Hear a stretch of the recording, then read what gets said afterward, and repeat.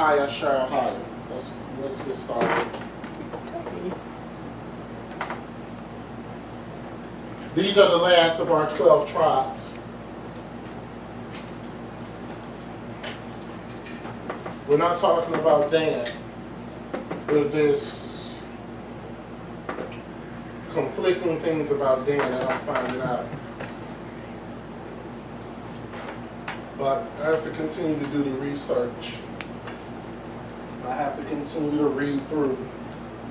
Because there's some conflicting things that I'm finding out about Dan. Okay? On who they really are.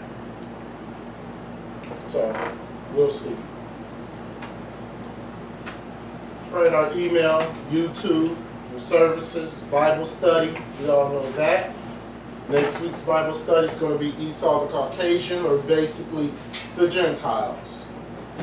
We're really going to discuss Esau though. Okay? We all know that Esau didn't come, that the Gentiles, that Esau the Caucasians didn't come from Japheth. Right? Right. Yeah. Okay, so we are a leg up on everybody else. Revelations 1-4 was what we're going to teach on this Sabbath. First, what is following the Hebrew Israelite way? Let's break it down really quick.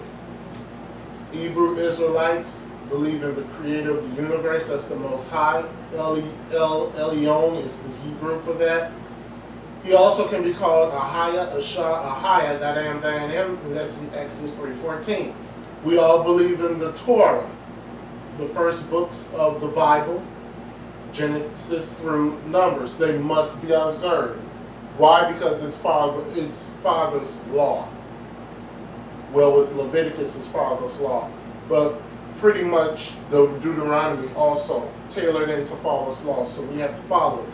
Including feasts, circumcision, weekly Sabbath, offerings, consecration, eating clean foods.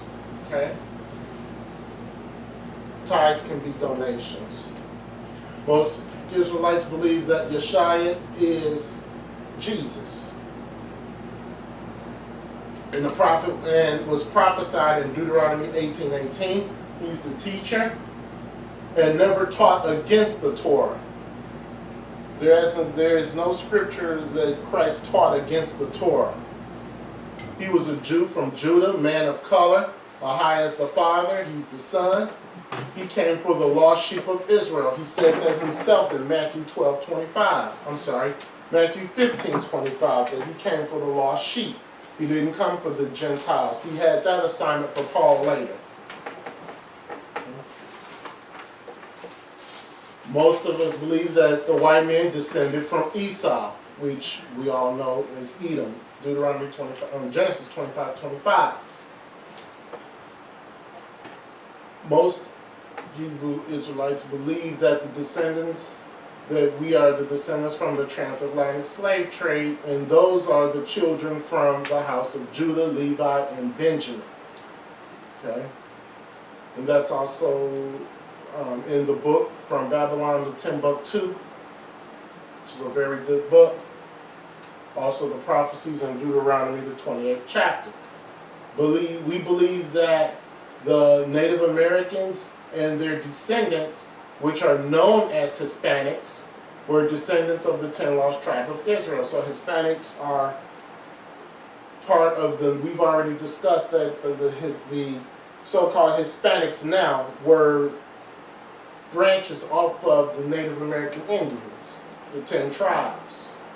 Okay? We know that they came over here in captivity from Assyria. Okay? And that's also in 2nd Esdras 13:45-49.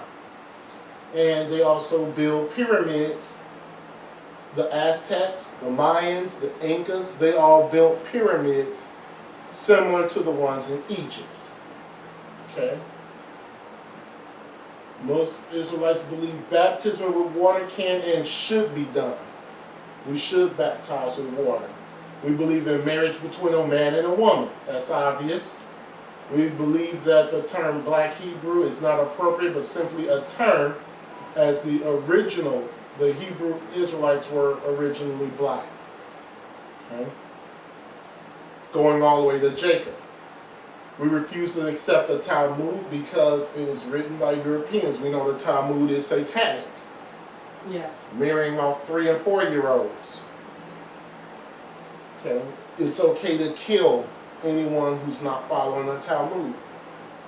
Hebrew Israelites refuse to be called Jewish because Jewish is someone, is sort of, it's kind of like they wish to be us.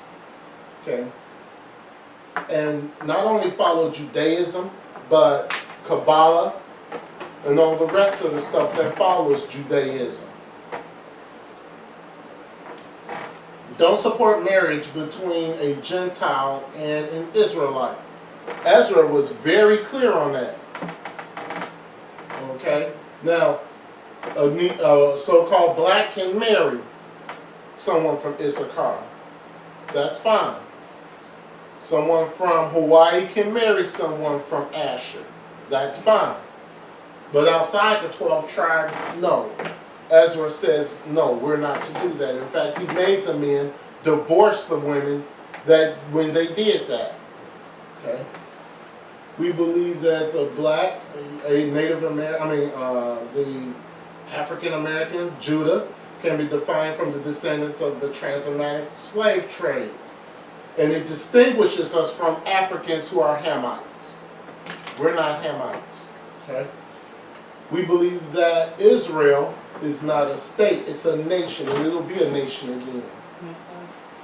We believe that the Arabs, the Ishmaelites, and the Africans, and the Europeans, they worked together to enslave us. And that's obvious. They did work together to enslave us. Not once, but twice. We believe that being an Israelite is not a religion, but it's a lifestyle. It should be a lifestyle for you. You should want to change everything about yourself. Knowing that you're from the tribe of Judah, where Christ came from himself. You shouldn't be wanting to do the old things that you did, or that you used to do. If you do, then guess what? This ain't for you. Go back to your Christian church, because it's sure not for you. We believe that the fall of the United States and the European rule is imminent. It's obvious. All the signs are pointing to that. We have to be prepared for it. We reject Islam, and we should. There should not be anybody who is from the tribe of Judah, Benjamin, Levi, and they're yelling around calling themselves a Muslim. That's ignorant. We practice separatism instead of racism. In other words, we don't judge based on color, or whether you're a part of the 12 tribes or not. We don't base on color, because as you know, you can be the lightest of light, and you can be the darkest of dark, and you can still be considered Judah. We'll show you some pictures of Zebulun when we get started. We reject the Kabbalah, we reject the Quran, we reject Christmas, Halloween, Easter, we reject homosexuality, we reject transgenderism, because it's all an abomination. We refuse to be called or be compared as Christians. We should not be compared as Christians. Christians are just as satanic as Muslims. Christians are just as satanic as Catholics. We shouldn't ascribe to any of that. We believe that this is the 12 tribes plus the rest were scattered. Okay? Judah, blacks, Benjamin, Jamaicans, Levi, Haitians, Ephraim, Puerto Ricans, Manasseh, Cubans, Simeon, Dominicans, Zebulun, Panama, Gad, Native Americans, Ruben, Seminoles, and I couldn't put on here, but Aborigines from Australia, Asher, South America, Issachar, Mexicans, Naphtali, Hawaiian. That's what we believe. Okay, if you believe anything outside of that, then guess what? You're not. It's not just saying Hebrew Israelites. It's the total relationship with the Father. That's right. Okay.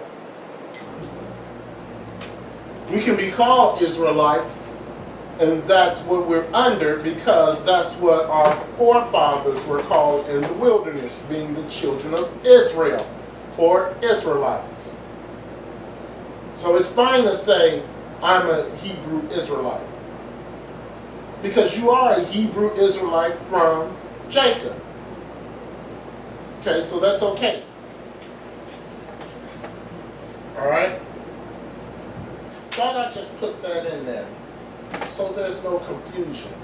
But you shouldn't be doing anything that you did prior. Not one thing.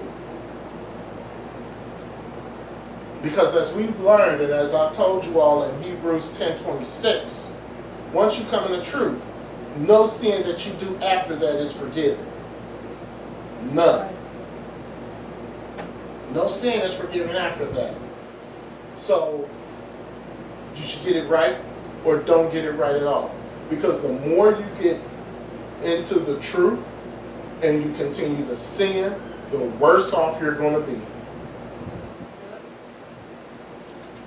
The worse off you're going to be.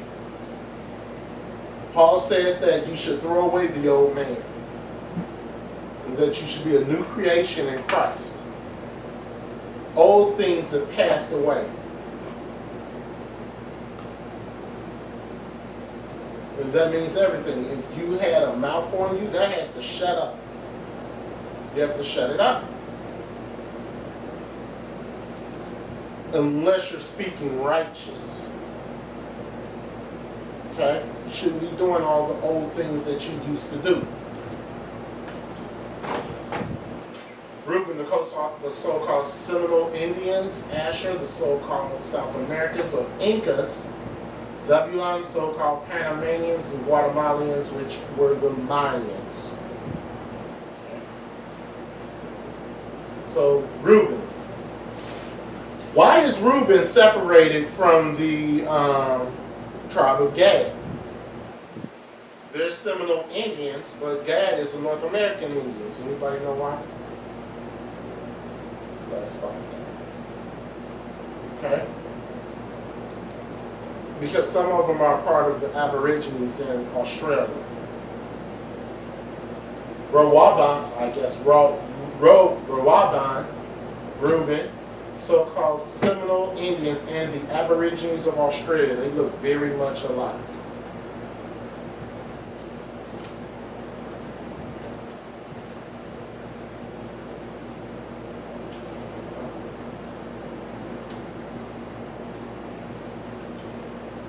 Present Seminole and Muskogee Indians, they're located in Florida.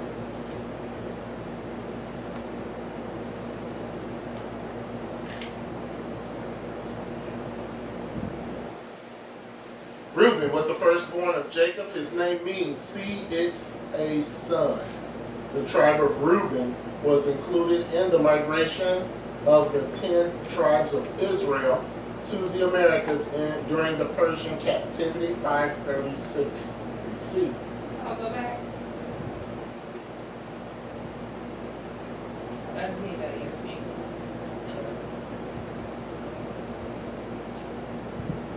All right, scripture that we always start off with, Genesis 49:1. And Jacob called unto his sons and said, gather yourselves together, that I may tell you that which shall befall you in the last days. Okay, so he's gathering his sons together on his deathbed. We know the last days are coming up very, very soon.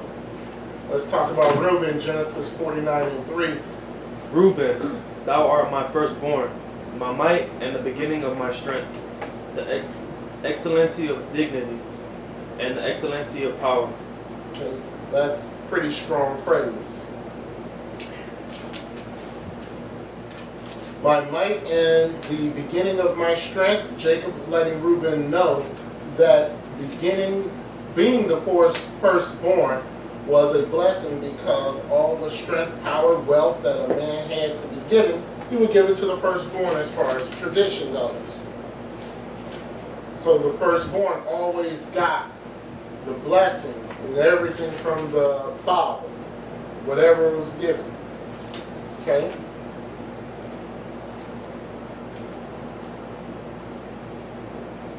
Excellency of dignity. Jacob was speaking of a characteristic tribe of Reuben. Dignity means nobility and character and respect. When we examine the Seminole Indians, they possess this quality of nobility in their dress code, i.e. the meat trees. Unlike the Native American Gad, who wore the feathers, they wore meat trees, going back to Israel. So you can see the top of their heads are not covered. Okay? So they wore meat trees. Unlike the brothers in Gad who wore war bonnets and the garments of excellent design. So you can tell that they look different from Gad just by the dress alone. Okay? Who was Ruben's mother? Leah. Leah. Leah. Reuben was the firstborn. Yeah, And Leah. the first 6 were from Leah. A meat tree was worn by the priests in the nation of Israel, who were held in high esteem because they chose to do the service of the Most High. Reuben indeed was noble, was noble and honorable, also in their pride for their nation. So they're very prideful, and not pride bad. They're very prideful as far as being Seminole Indians. They knew they were Reuben, as I'm going to show you later.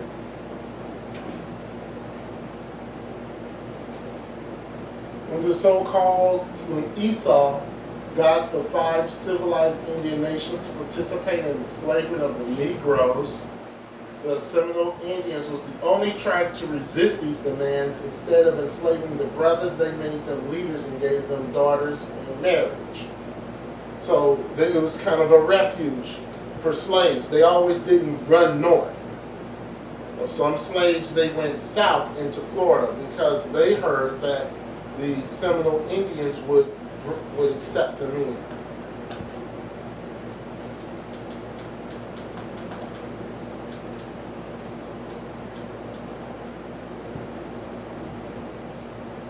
So they gave their daughters.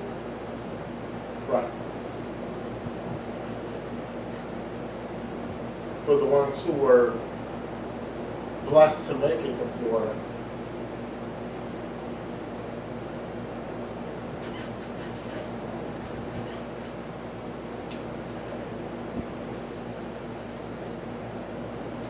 I just said that many runaways found safety among the Seminoles. The Seminoles also participated in slave revolts in which they fought alongside their brothers. So Ruben was the excellency of dignity.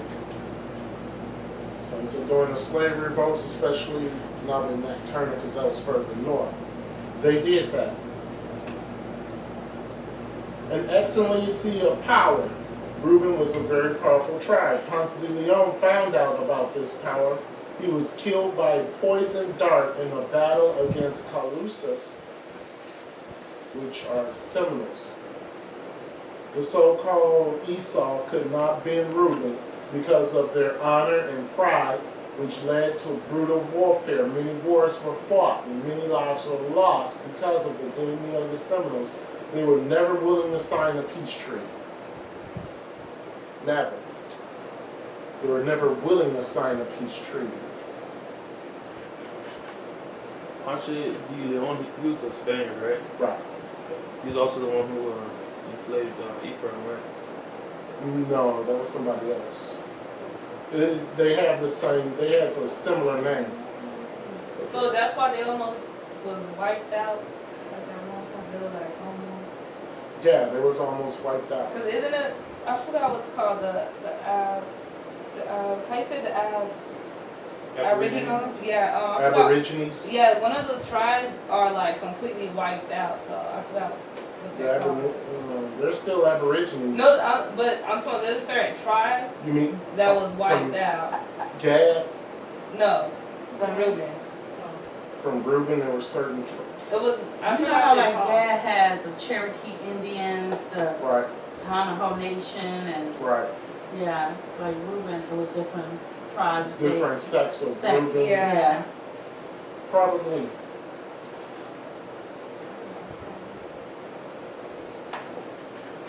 They were tricked into signing one treaty which they themselves broke. In the records of the Esau, it is written that the Seminoles were the worst enemy they had encountered out of all the natives because of their power and their strict belief and honor.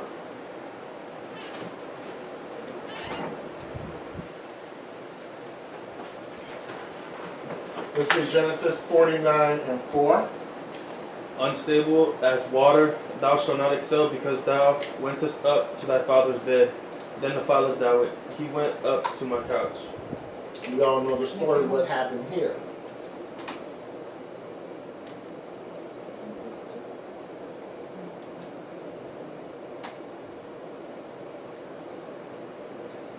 All right, unstable as water. Because they was always moving around during the years of the invasion of the Spaniards, the Seminole were known to be a nomadic tribe traveling to Indian coastal towns in the Florida Keys, the Bahamas, the islands of Cuba, and Puerto Rico. And that's why Esau called them Seminoles, because Seminoles means runaway.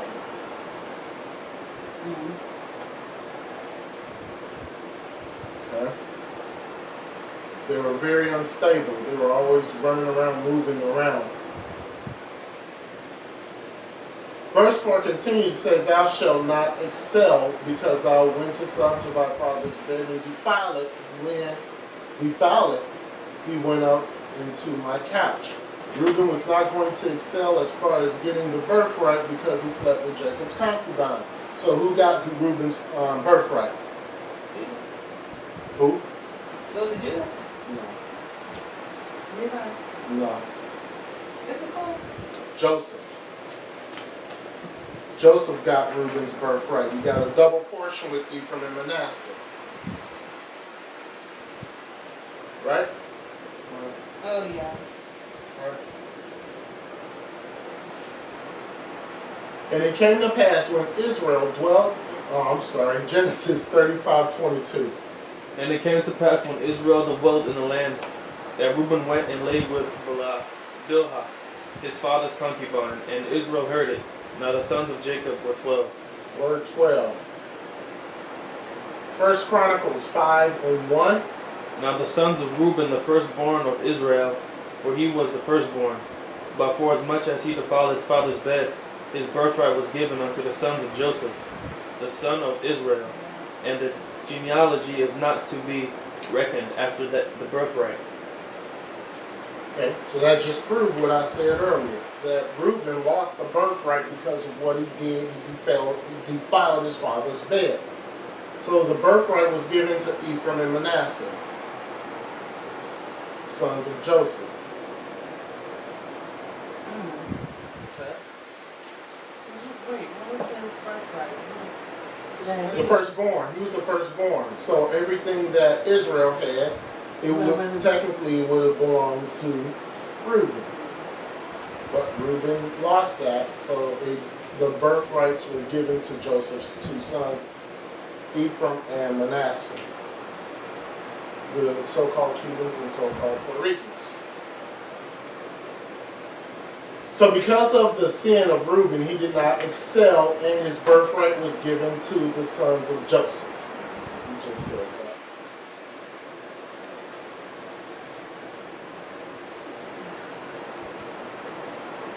All right, what did Moses say?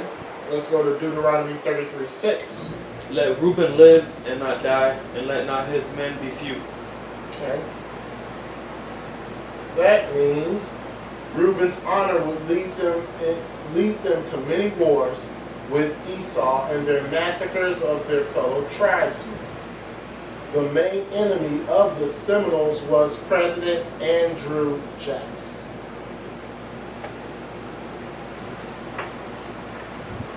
And I know Andrew Jackson is burning in hell right now.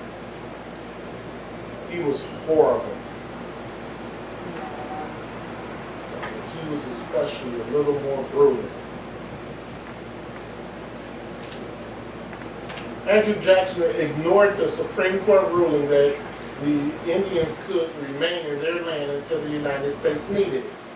He led in the Indian removal campaign, which was to be enforced by the gun. That's why the Most High said, let Ruben live and not die, because even though the Seminoles were being slaughtered, they would not be utterly destroyed. And their men would not be few. Andrew Jackson did a few things to Gad and Ruben. Not just the Indian removal campaign, but there were other campaigns that were placed against them, because they would not give up the land that the Most High gave to them in the first place. Well, that's what they did. They went around the world bullying folks, picking on them, killing folks.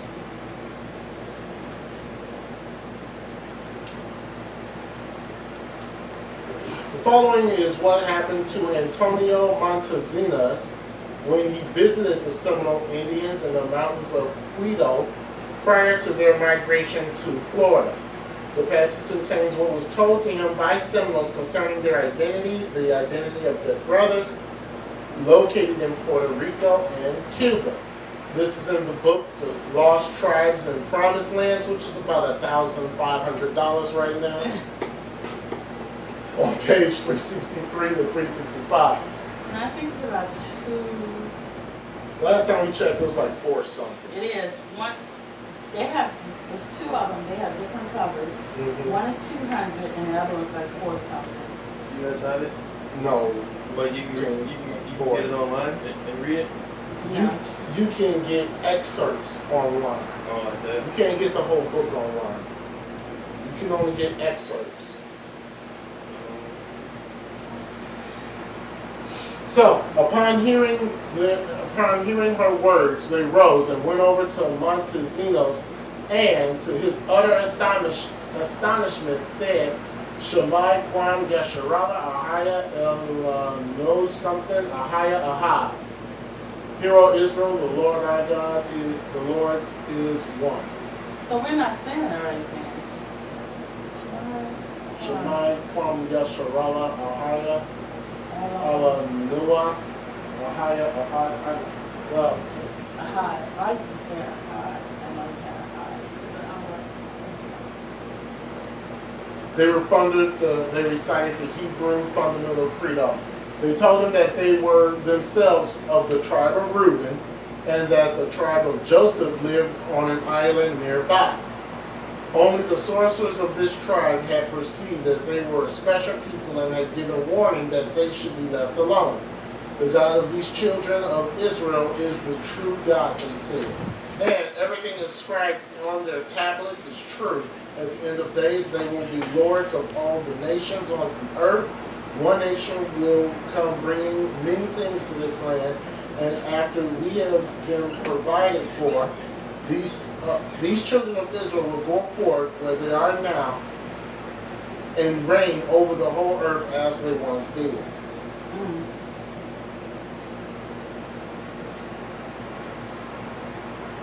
And this guy was a Spaniard. Okay. So another credible proof that our brothers are from the 12 tribes. Genesis 29:32. And Leah conceived and bare a son, and she called his name Ruben, for she said, surely the Most High hath looked upon my affliction. Now therefore my husband will love me.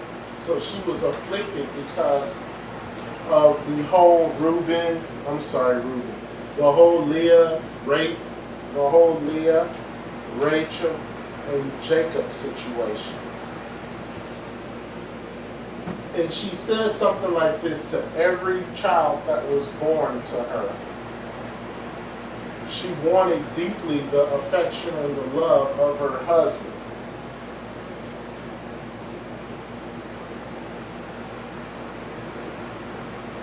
A lot of women take that for granted, the love of their husband. A lot of women take that totally for granted. The world takes that for granted. Christianity took it for granted by saying Joseph was just an afterthought when Christ was born. He's just an afterthought. That's all. It don't matter about what Joseph did or what he said. It's just an afterthought. Well, Christianity make it seem like Joseph was just there kind of to help Mary along. You know, take care of her when she was pregnant. Help her to get from different places because Herod was looking to kill Yeshua Once again, like a slave, you know. once again, the man is weak, the woman is strong. Just another indication. When we're both equal. 1830s, rounding up Seminoles for removal was difficult since they had been scattered through the swamps in search for food. That's the Everglades. 1832, they signed Treaty of Payne's Landing. It was called for an organized removal of the Seminoles within 3 years. The Seminoles will be moved to Indian Territory and placed near their Creek relatives. I don't know how our people went for that. The thought of removal and the loss of their slaves, because the U.S. cavalry was, even though our brothers fought valiantly against them, the U.S. cavalry was the world's strongest army at that point. Britain was not the strongest army at that point. So this is you're coming up against a force. And all they had was arrows. And they eventually, by this time they had guns, but they didn't know the military strategy like the U.S. cavalry. So they fought, the Seminoles fought as valiant as anybody, Yeah, but they still came up short. But look what they were doing to them. They was killing off the livestock so they couldn't eat. And they was diseasing them. Right. Like they did the same thing they like did to they had. Issachar. Yeah, Like they did to Gad. The same thing. Okay. Alright, the Seminoles would move further south into Florida if the soldiers would leave them alone. The truce was short-lived. And violence resumed until a warrior named Menakapi was captured with his slave, Ben. Ben was sent home, and the Seminoles told the Seminoles that both sides were tired of fighting and a truce could be reached if the members of the tribe would go to Camp Dade for a peace treaty. You all know what happened when they go to these peace treaties, right? Kill them. Yeah. Kill the leaders. Kill the top so then that the rest of them can crumble. Isn't it scripture like that? Something like it said they are for peace, but really Yeah, that's Psalms 55 something. Yeah. Outside of the place like the Everglades, the nomadic lifestyle of the traditional Seminoles moved about the state as native people always have, and during the following seasons. The Everglades, living in the Everglades and growing up in the Everglades is much different than living out, because the Everglades is all swamp. If you don't know what you're doing in the Everglades, you can go in there and get killed. So they lived in there, they knew it. So if you take them out, it's kind of like taking somebody who lives in Alaska and they understand the cold and moving them to Arizona in the middle of the summer. A person from that couldn't function. That's the Everglades. So imagine you live in that. You know, they had canoes and everything to paddle through the waterways. You know, imagine living in that particular area and being told you have to leave. You know?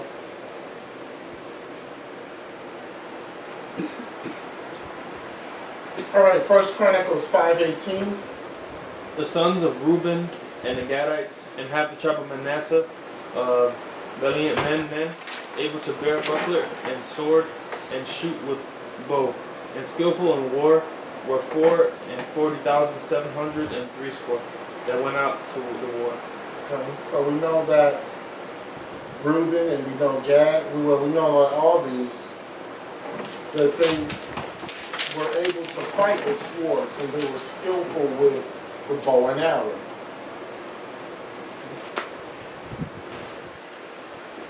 Any questions on Ruben?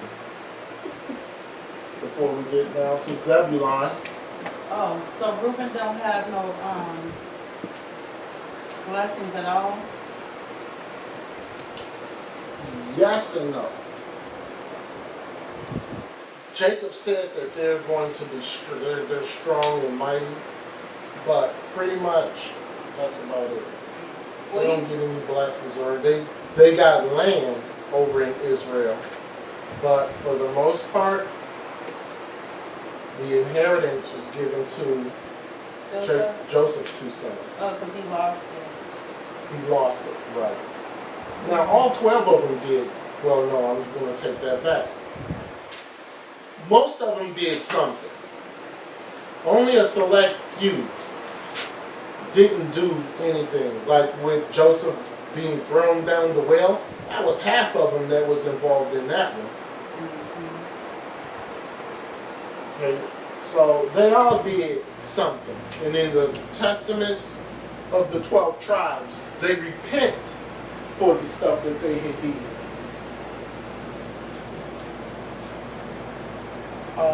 Zebulun, so-called Guatemalans, Honduras, El Salvador, Nicaragua, Costa Rica, Panama, I'm sorry.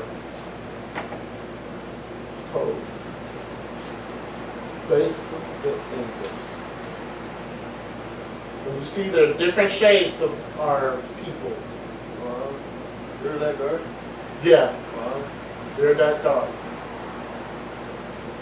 And they're that light. Well, that's true, because you look at all the people, the original people, they're all dark. Mm-hmm. So you can't really discern. You can't really say, well, that's an Edomite.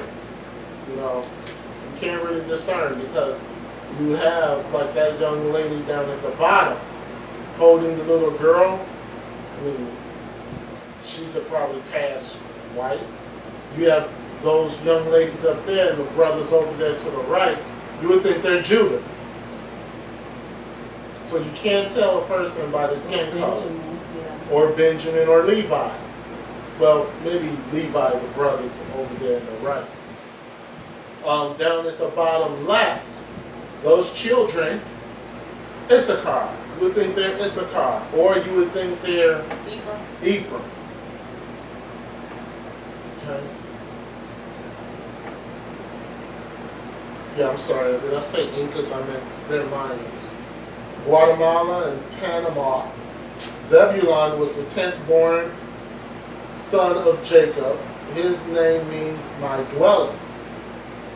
They migrated to the Americans after the Assyrian captivity. Genesis 49:13. Zebulun shall dwell at the haven of the sea, and he shall be in haven of ships. Zebulun was very masterful as a boater. In the 12 Testaments, he talks about how he built the ship and how he was the one who actually paddled the ship from Israel to the Americas. And to our patriots. Right. Yeah. Mm-hmm. They were the ones. It wasn't just him. He said the Most High gave him knowledge. Right. How to do it, A haven of the sea and haven for ships is speaking of the Panama Canal. Which everybody made a big fuss out to get rights because that's where everything passed through. Right. For, Big money. Yeah. The canal was opened in 1914 and it connects the Atlantic and the Pacific Oceans. So prior to 1914, what they would have to do is they would have to go all around South America and then come back up again. So this waterway that was made was able to have ships now go from the Atlantic through the Gulf of Mexico into the Pacific. Big money. In 1965, the U.S. and Panama signed an agreement to recognize Panama's complete sovereignty over the canal in the year 2000, when America relinquishes control over the canal zone to Panama. There was one stipulation, as it always is with America, and for whatever reason, Panama military could not properly safeguard the canal, then America would remain as canal's sovereign ruler. Now, we all know how dirty American politics are. So easily they'll say, okay, Panama, this is 1965, we'll give you the whole thing in the year 2000. Roughly 45 years later, from their own land. But you know what happened, right? They'll sit up there and they'll tell them that, and your military has to be able to control that, but they'll have their ships with American troops on it firing on them to guarantee that they will never get this canal. Because, like I said, the U.S. military going up against Panama, I don't know if you all remember, but back in the 80s or so, there was like a big battle or something that was going on in the Panama Canal, where the American troops had went in. It's all to keep siege of that, because that's a big, huge money maker. That's what they do, they trade.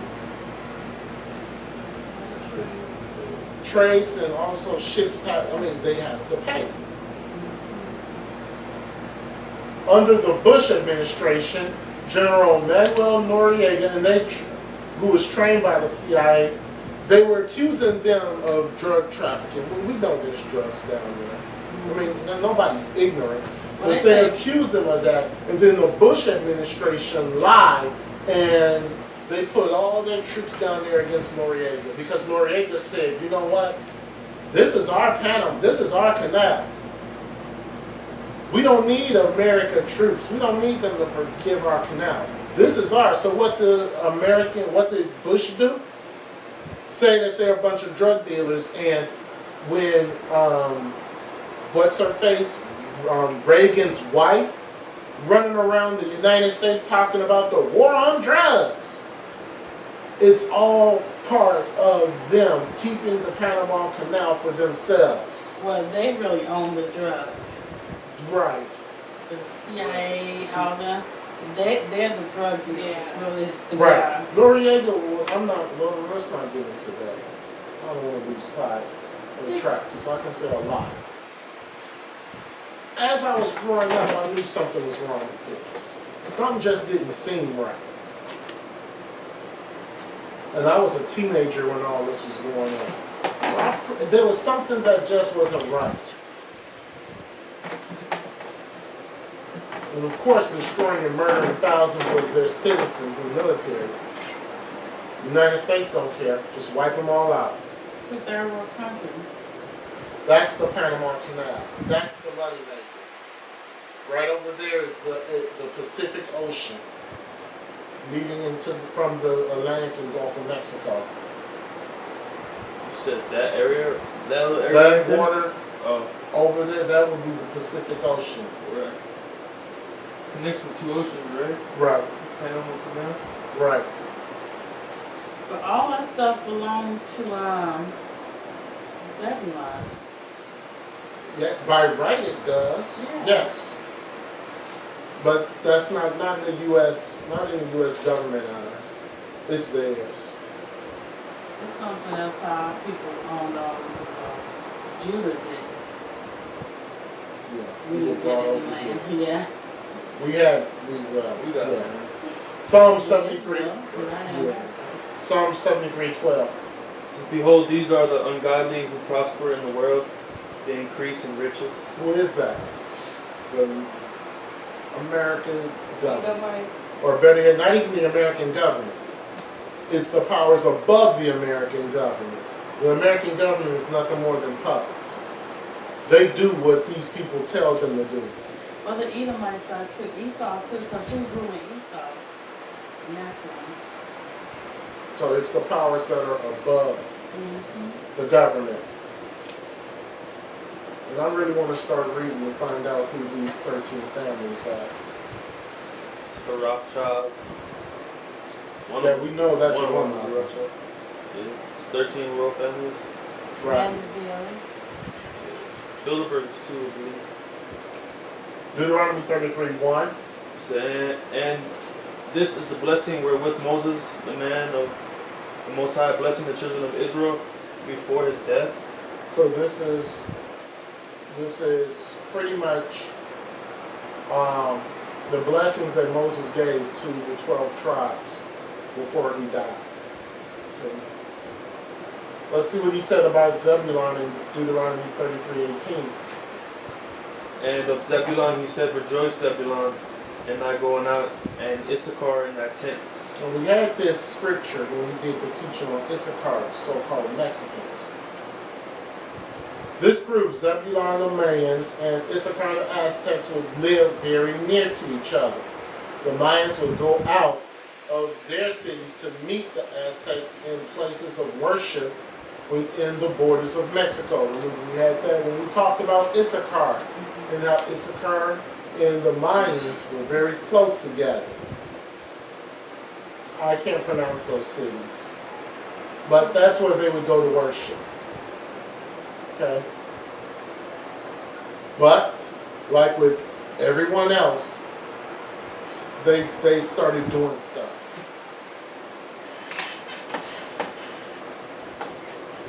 That wasn't pleasing to Father. Okay? Let's break down Deuteronomy 33:19. It says, they shall call the people unto the mountain. There they shall offer sacrifices of righteousness. So they shall call the people to the mountain, and they shall offer sacrifices of righteousness. They shall call people unto the mountain. The Aztecs or Issachar shall call the people, the Mayans or Zebulun, into the mountain. And remember when we did that teaching on Issachar, they would sound trumpets and blow horns to invite Zebulun to worship with them. Okay? They shall offer sacrifices of righteousness. After Moses dies, this meant that the promised land, Israel, in the last days, this also meant the borders of Mexico near Chiapas, they erected temples and pyramids as the Israelites have been known to do. And I think I have a picture coming up. See the Apocrypha, 1 Maccabees 13:28. It says, moreover, he set up 7 pyramids, one against another for his father and his mother and his 4 brethren. They set up pyramids. They built pyramids. Their pyramids don't look like Egypt, they're like staircases, but they're still pyramid shaped. Exodus 1:11. Therefore they did set over them taskmasters to afflict them with their burdens, and they built for Pharaoh treasure cities, Pithom and Ramesses. So this is same thing as 1 Maccabees. They built pyramids for the Pharaoh. Now the pyramids that they built when they came over there is for human sacrifice, with eating flesh and all that other stuff that they were doing. That's why the Spaniards came over. That's why the Spaniards had reign over them, because they were still in defiance against the Most High, even though the Most High had brought them from Assyrian captivity. The Assyrians could have annihilated them. The Assyrians were pretty much your Al-Qaeda today, or your ISIS today. They could have annihilated the 12 tribes, period. I mean the 10 tribes, period. But the Most High saw fit to take them out of there, and saw fit to bring them to the different lands that we have shown, so that they can change and turn from their ways.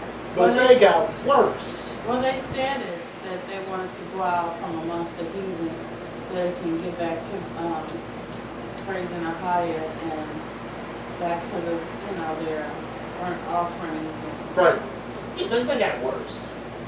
They were eating human flesh. That movie Apocalypto is so true. I've seen it recently. That's what they were doing. Sacrifices. You know, cutting hearts out of people. and They're eating killing each heart. other too. Right. That's what they did. Cannibalism. Hosea 8:13. They sacrifice flesh for the sacrifice of mine offerings, and eat it, but the Most High accepted them not. Now will he remember their iniquity, and visit their sins. They shall return to Egypt. When it says they shall return to Egypt, that means that here comes the Spanish conquistadors. Not return to Egypt like they're going to get back in ships and go back to Egypt. No. Here comes captivity again. But this time, it wasn't with the Assyrians, or it wasn't with Egypt. It was with the Spanish conquistadors. They came over and took away their language, took away everything about themselves, made them call themselves after them with their last names, made them speak Spanish, infiltrated them with Catholicism, just the whole 9 yards.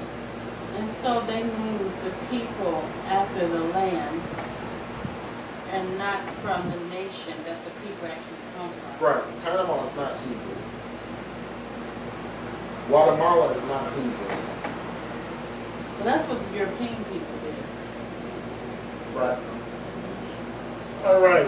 10 tribes of Israel returned to bondage and slavery. The word Egypt refers to bondage, and that's according to Exodus 20:2. I am the Most High thy power, which have brought thee out of the land of Egypt, out of the house of bondage. So Egypt means bondage.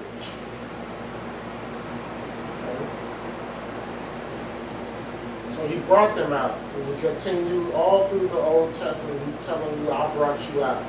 I brought you out. Same thing as a mother said, I brought you in this world. I'll take you out. Most High is saying, I brought you out. I brought you into these places. I'm going to take you out. All right, Hosea 8:14. For Israel has forgotten his maker, and buildeth temples, and Judah hath multiplied fenced cities. But I will send a fire upon his cities, and it shall devour the places thereof. Israel forgot his maker.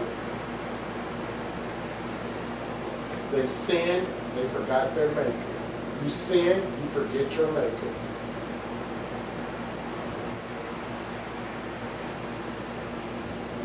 Panama, Honduras, Guatemala, and as you can see over to the left, over to the upper right, those are the pyramids. Look at all our people always building pyramids. Well, only a select few were building pyramids. The ones in Mexico, the Aztecs, Issachar, Zebulun, the Mayans, and Incas, they were the ones who were building. Manasseh, all of those around the islands, they didn't build pyramids. Didn't they used to bury the pharaoh pyramid? In Egypt, That's probably why they were building them. Because well, they were building them. Pharaohs. There's no pharaohs. They were building them because They're gods. their gods. They were honoring their gods. They wasn't honoring the one true living God. They were honoring their sun gods and all this Oh, so other they were stuff. using these things for offerings and Right. sacrifice. They weren't using it to serve the Most High. They were using it for human cannibalism. So they monkey see, monkey do. Whatever they saw the Egyptians do in Egypt, that's what they did. Right. In time, both Aztecs and Mayans forgot the true God of Israel. They built temples to whatever that name is, Tlaloc, the rain god. They had a god for everything. Kind of like the Muslims, before they got Allah, they had a god for a day of the week. Hindus got thousands of them. So they had the same How do thing. they keep on with them all? the god of remote controls, Mm-hmm. the god of flies, the Oh, god that's of, Satan. they just had all kinds of gods. Cows are Lord gods, of the pigs flies. are gods, birds are gods. He get mad and kill. They do stuff like that. You know what I'm starting to see on television shows now? And so, They have little statues of pigs about this high, and they're sitting on refrigerators or off on the desks and everything. So they're starting to have on these TV shows, starting to see little what do they call them? Statues of pigs. They're big too, but these big idols. Yeah, they're starting to have the pig idols. I saw like 3 TV shows that had that on there. wow. Let's get the second part of Deuteronomy 33:19. For they shall suck of the abundance of the seas and of the treasures hid in the sand. You read the 12 patriarchs about Zebulun, you'll understand they was really in the water, I guess. The abundance of seas mean thousands of fish that they can feed on. The treasures hid in the sand refers to literal treasures the Mayans buried deep within their sands, as well as the gold, silver, etc. that always been underneath the sands. So they pretty much hid their gold. 1 Timothy 1:17. Now unto the King, eternal, immortal, invisible, the only wise power, be honor and glory forever and ever. Amen. We are all going to be eternal, immortal. Won't be invisible. It's talking about the Father. But we won't be invisible. We'll be visible with our new bodies and our new names, as we'll learn when we get to Revelation. Asher. South Americans, the Incas, their locations: Colombia, Brazil, Peru, Venezuela, Guyana, I guess, I don't know, Uruguay, and Ecuador.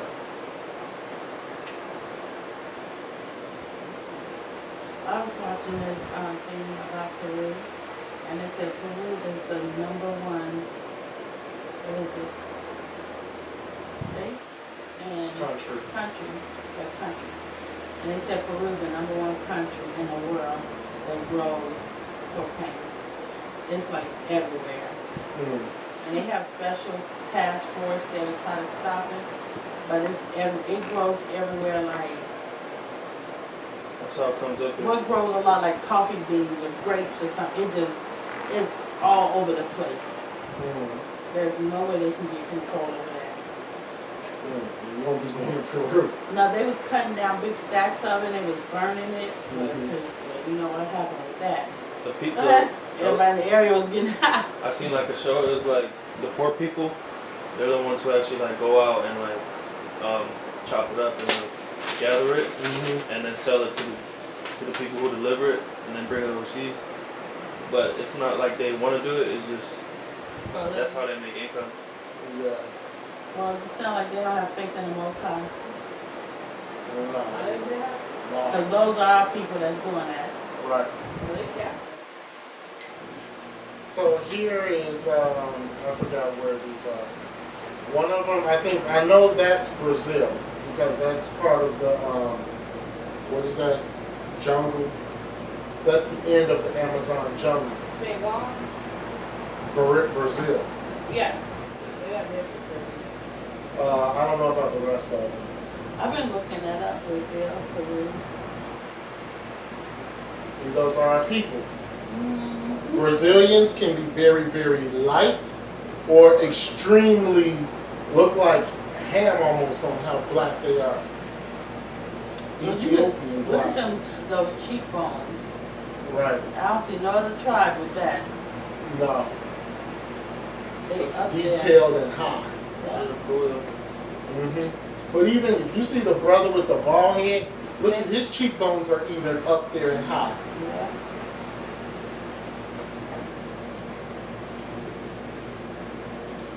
Asher, eighth born of Jacob. Asher's name means happy.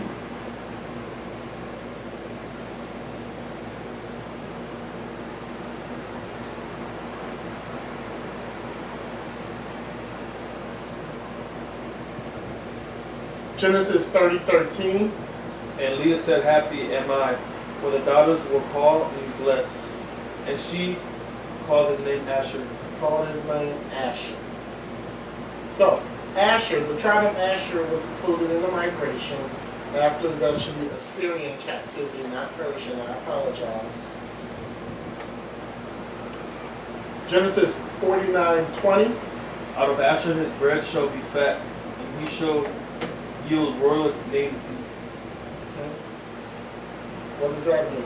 His bread shall be fat. It's talking about the choice of foods in abundance, produce located in Brazil, Colombia, Peru, and Venezuela. These countries are the world's biggest producers of cattle, sheep, goat, coffee, castor beans, I don't know what that is, cocoa, rice, sugar, corn, and fruits. Okay. The largest distributors. And of course, oil. He shall yield world dainties.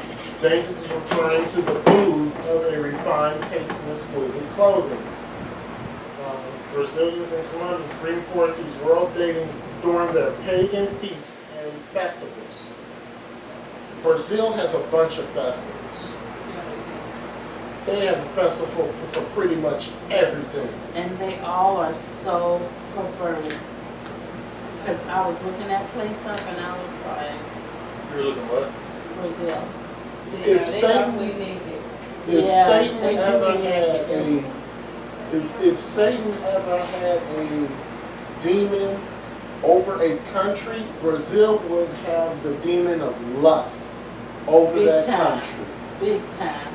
If he ever had his demons and associated a demon with a region, lust would be over Brazil.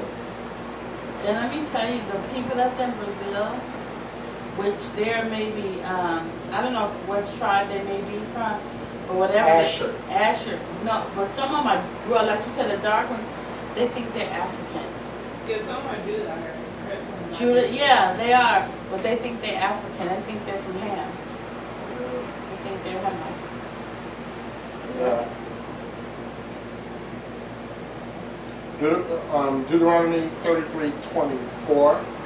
And of Asher he said, that Asher be blessed with children. But Asher be blessed with children.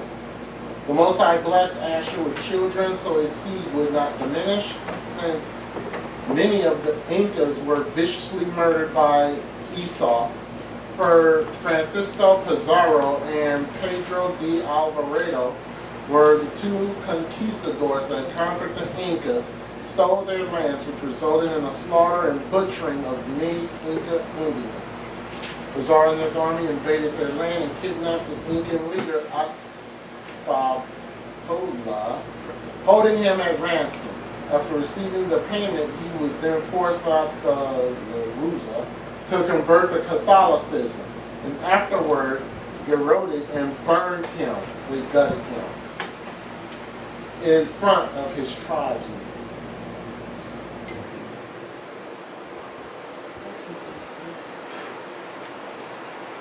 But that's what happens when you don't follow the laws, statutes, and commandments of the Most High.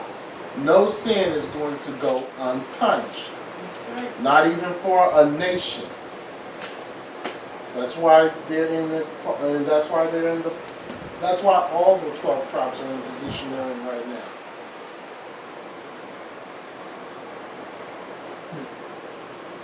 Lamentations is a wonderful book. Whenever you get the chance, if you haven't read Lamentations yet, I would highly suggest and encourage that you read it. But not before you go through deliverance for depression. Because this is probably, Jeremiah was really lamenting over what was going on with Judah and the Babylonian captivity. And this book pretty much tells you on what, it gives you a prelude to hell. Basically, it's a preview for hell. So if you want to continue sinning, check out what's going to happen to you in the book of Lamentations. I read that book, I cried. It's horrible. It's a prelude for hell. Cannibalism, there's some everything that's going on. It was Let's read it. Lamentations 5:12. Princes are hanged up by their hand. The faces of elders were not honored.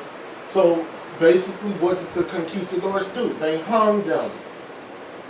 And they burned the elders of the tribes. Okay? We'll get another scripture in Lamentations. In fact, I'm really going to do a Bible study on Lamentations. I think we need that. The Spanish, Dutch, French, Portuguese are heavily involved in enslavement of the Incas due to high demands for slaves and natural resources, oil and gold.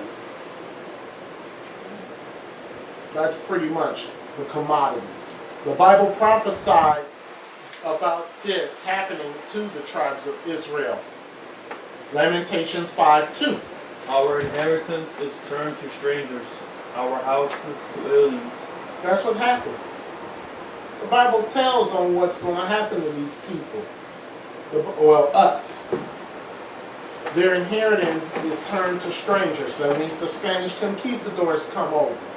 And the houses that you built, now they're holding conquistadors while you out in the cold. Take over your land, evict you from your house, live in your house, have you just standing out there.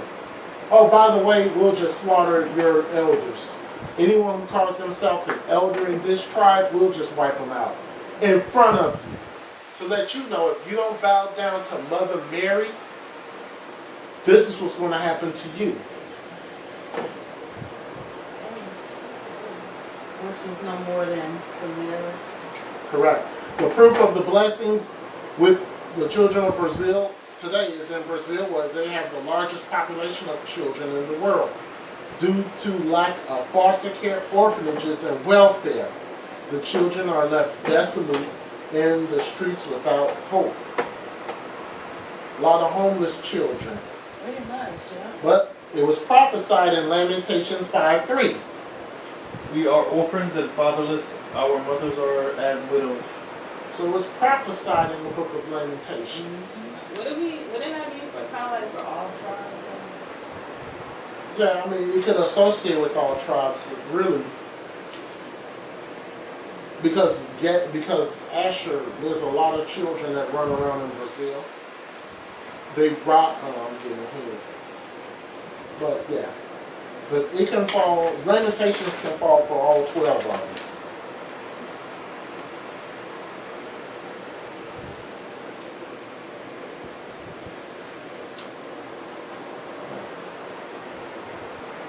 Children resort to prostitution and robbing tourists to survive.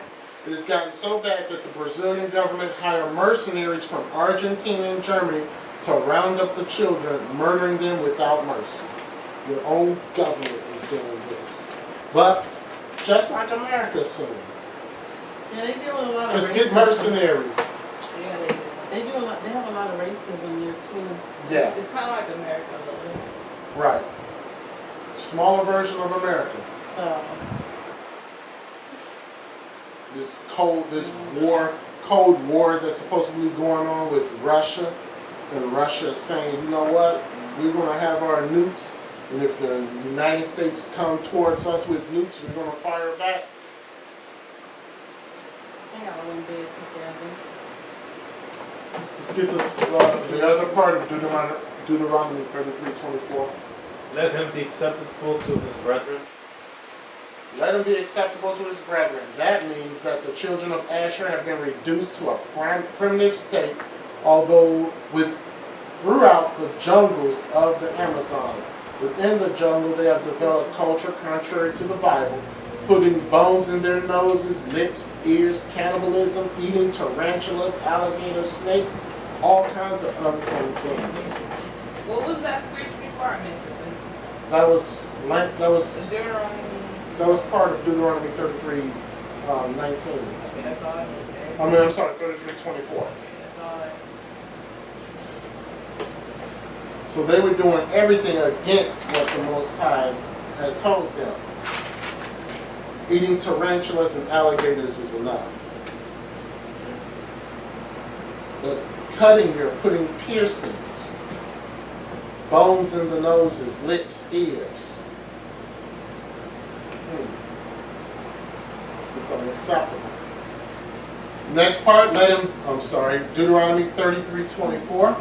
Let him dip his foot in oil. Let him dip his foot in oil. Now, South America is oil rich, and plenty of it.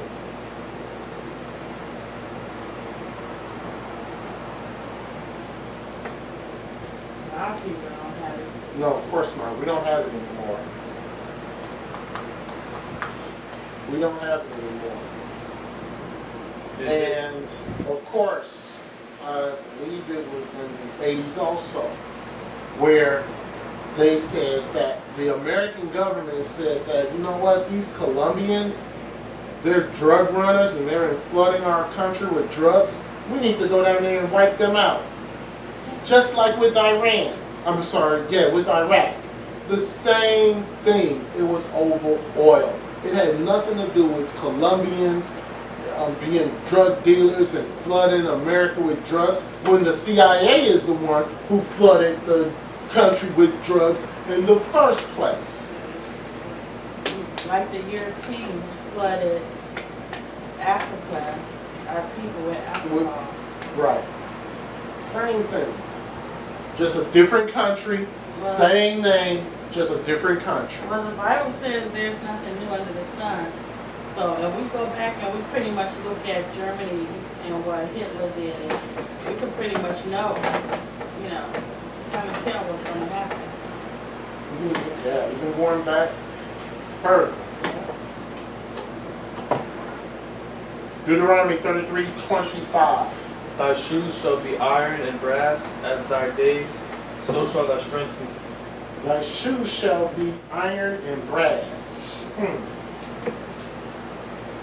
Shoes of iron and brass, meaning that Asher would be standing in a lot of mineral resources such as iron, brass, coronium, nickel, tin. Their country is full of it. Oil. Who trades with Brazil? I don't know. America? Yeah, America. A lot of countries do. As a side note, the Hebrew word for iron is barazil, or Brazil.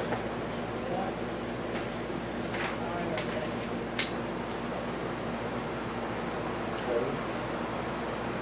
Even more proof that we're Hebrew. As thy days shall be, so thy strength will be, meaning that Asher will be a strong tribe. Every one of these tribes are strong tribes. Physically and mentally when they put their mind to it. Because, let me go on. So here's our archaeological proof that the Inca Indians are from the tribe of Asher. Okay? Every one of these tribes are strong. Every one of these 12 tribes that we've went through for the past several weeks are strong.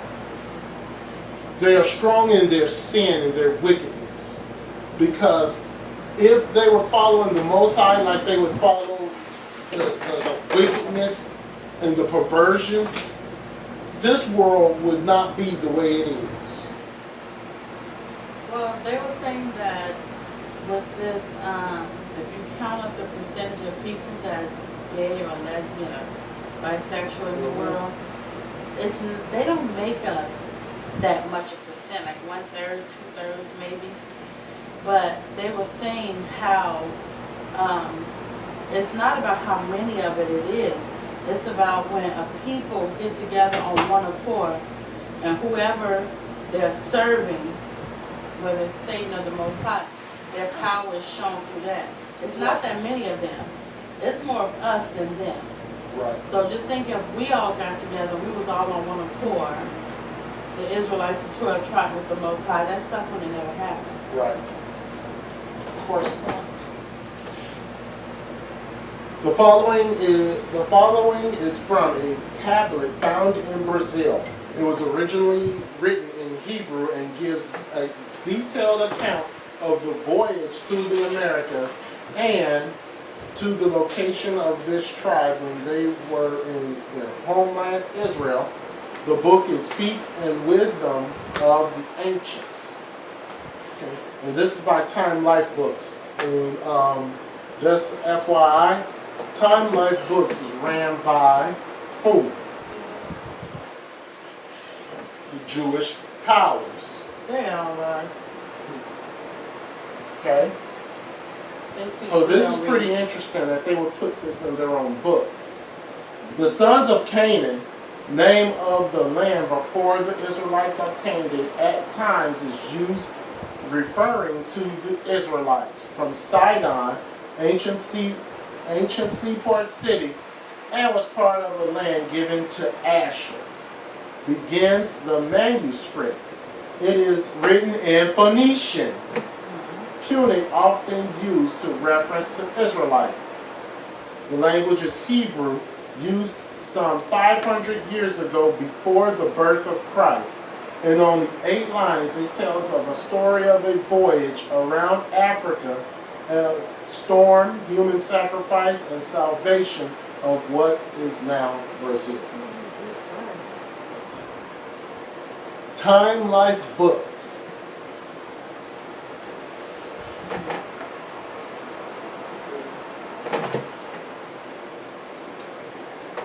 Until the late 1960s, the case seemed settled and it was virtually forgotten. Cyrus Gordon, an American scholar of Semitic languages, studied the text and declared it authentic. Similarities between the inscription and Hebrew. This is how we know that the Israelites wrote what was on the tablet, and that it was not written by actual Canaanites, because Canaanites are Hamitic, not Semitic. Right? The Israelites were Semitic. The tribe of Asher, Brazilians, left this record of their journey from Israel to the New World. We know this because the tablet said from Sidon, and Sidon is an area where Asher dwelt. Sidon is an area over in Israel that was given, that land was given to them. Okay? And that's where Asher is from. So how did it end up in Brazil?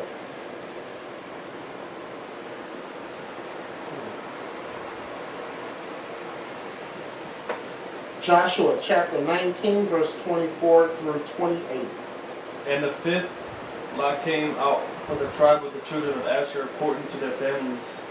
And their border was Helkath and Halai, and Beaton and Shaphat, and Amalek, and Amad, and Mishil, and reacheth to Kumar, westward, and to Sharilah, Something.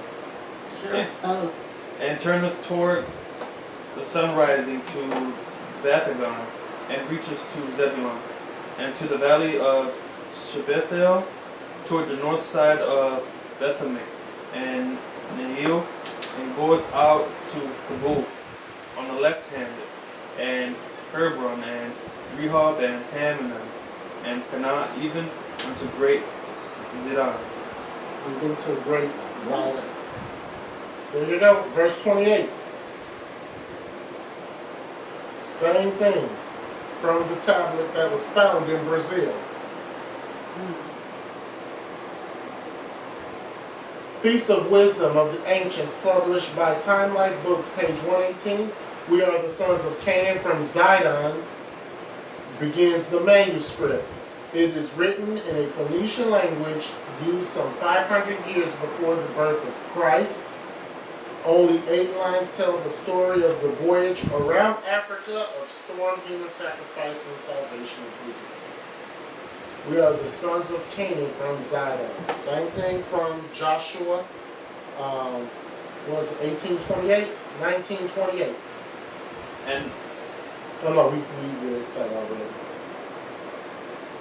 Okay?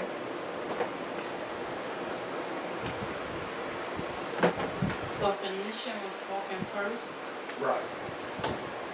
In 1872, Zebulun Neto, the director of Brazil's National Museum of Rio de Janeiro, received from a colleague a copy of a letter. Its author, who was never found, described a stone tablet unearthed by workers on a plantation in Paraíba, now called something, at Brazil's easternmost tip. Neto, putting aside his initial doubts about the inscription, published the text in 1874. Cyrus Gordon, an American scholar of Semitic languages, studied the text and declared it authentic. Similarities between the inscription and ancient Hebrew has since been documented. Further proof that Asher and all the rest of the 12 tribes are from Israel. Page 113 and 118 says a comment for the Jews. This is one example of many artifacts found throughout the Americas by the Israelites, now called Indians and Negroes. History of the American Indians by James Adair, page 223. Acosta writes that the clothes of the South American Indians are shaped like those of the ancient Jews. And the Reverend Mr. Thorogood, 1650, observed that this is a proof of some weight in showing their original descent.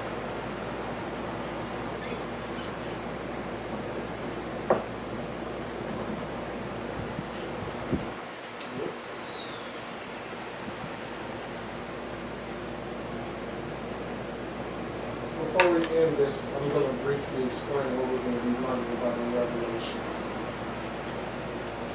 Late in his description of America, and something assured us that often heard the South American Indians to repeat the sacred word Alleluia.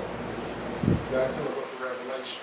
So it's not H-A, No, it's Olive.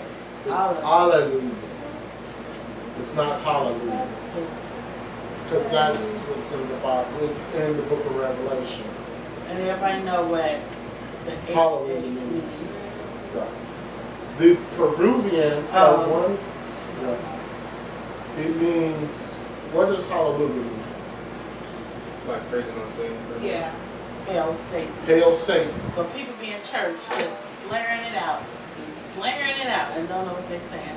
Right. There's another Hebrew. Because hale means what? I didn't hear you. All Holla. praises. All praises to, Ohio. no, Wait, say it again? hale.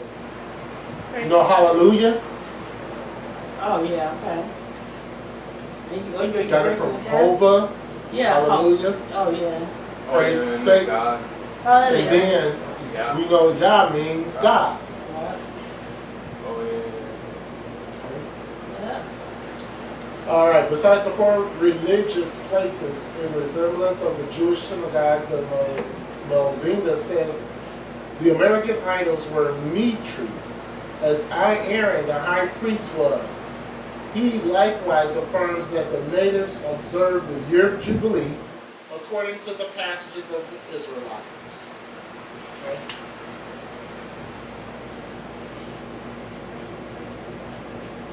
No higher power than I am. Higher.